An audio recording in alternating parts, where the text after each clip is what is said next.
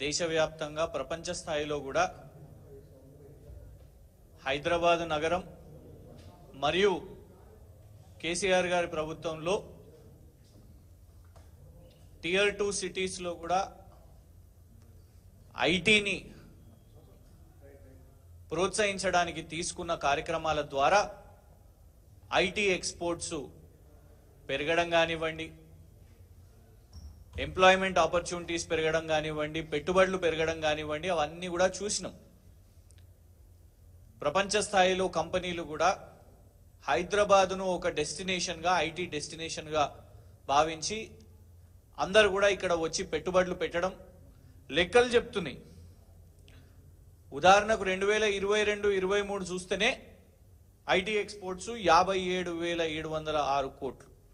మొన్న శ్రీధర్ బాబు గారు రిలీజ్ చేసిన దాంట్లో 2023 నుంచి 24 చూస్తే సగానికి సగం పడిపోయి 26,948 కోట్లు. ఉపాధి అవకాశాలు సగం పడిపోయినాయి, పెట్టుబడులు సగం పడిపోయినాయి. దానికి కారణం ఇవాళ ఉన్న కాంగ్రెస్ ప్రభుత్వం పేరుకి ప్రచారం చేసుకుంటున్నది కానీ వాస్తవాలను దాపెడుతున్నది. మనం చూసినాం, డావోస్కి వెళ్ళినప్పుడు రేవంత్ రెడ్డి గారు చాలా ప్రచారం చేసుకున్నారు. గోధి ఇండియా అనే సంస్థ వచ్చి ఇక్కడ 1,000 కోట్లు పెట్టుబడి పెడుతున్నది అని ప్రచారం చేస్తే అప్పుడే యాన్యువల్ స్టేట్మెంట్ కూడా విడుదల చేయడం జరిగింది. గోధి అనే సంస్థ దానికి కేవలం 20 లక్షల రూపాయల annual profit and loss statement చూపెట్టి మరి మేము చెప్పినాం చాలా క్లియర్గా, కేవలం 27 లక్షల రూపాయల ప్రాఫిట్ అండ్ లాస్ యాన్యువల్ వ్యాపారం చేస్తున్న ఒక సంస్థ ఇన్ని 1,000 కోట్లు ఎట్లా పెడుతుంది రేవంత్ రెడ్డి గారు అంటే దాని గురించి గప్చుప్. ఆ తర్వాత మూసి 1,50,000 కోట్లు అంటారు, 50,000 కోట్లు అంటారు, ఇష్టం వచ్చినట్టు దాని సంఖ్య చెప్తున్నారు. ఆ మూసి విషయం మీద కూడా రేవంత్ రెడ్డి గారు ఇక్కడనే సెక్రటేరియట్ లో మెయిన్ హార్ట్ అనే ఒక సంస్థతోని సమావేశం పెట్టిండ్రు వాళ్లకు మూసి ప్రాజెక్టుని కట్టిపెట్టడానికి. ఆ సంస్థ పాకిస్తాన్ నుంచి అక్కడ ఉన్న ఇన్వెస్టిగేషన్ ఏజెన్సీస్, అక్కడ ఉన్న ఫెడరల్ ఏజెన్సీస్ వాళ్ళ మీద లుకౌట్ నోటీస్ పెట్టింది. 3,000 కోట్ల అక్కడ ఉన్న వాళ్ళ ప్రభుత్వ డబ్బులను తీసుకొని దోచుకొని పరారైపోయినరు, మళ్ళా తిరిగి వస్తలేరు అని. ఈ రెండిలా ఉంటే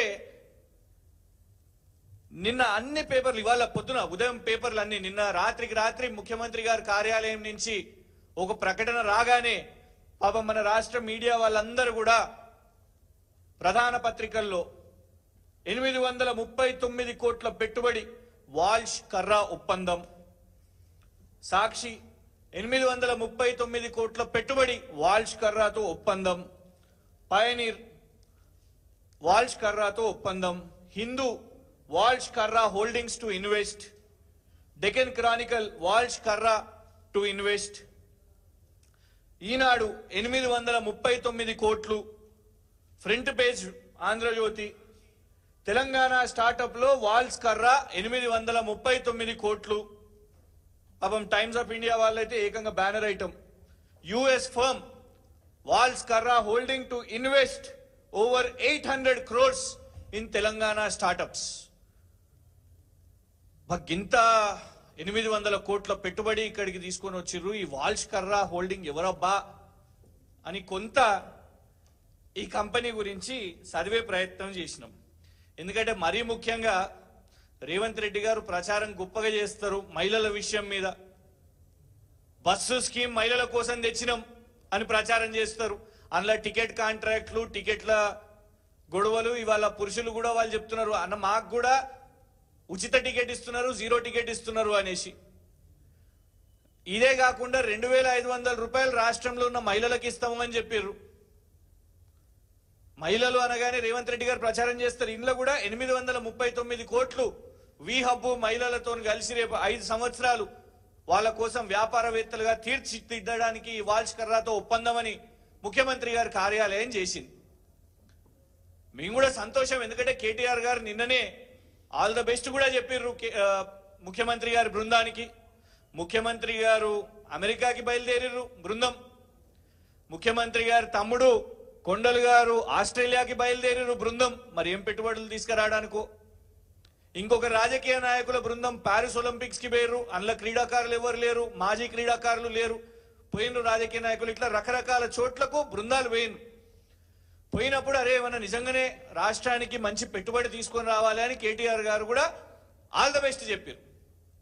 అయితే కాగ్నిజెంట్ ఎక్స్పాన్షన్ ముందున్న పెట్టుబడులు ఇక్కడ ఒకవేళ విస్తీర్ణ పెంచుతున్నారు అంటే దాన్ని స్వాగతిస్తాం. కానీ కొత్త కంపెనీలు వస్తున్నప్పుడు, కొత్త కంపెనీలు మీరు తెస్తున్నప్పుడు కేవలం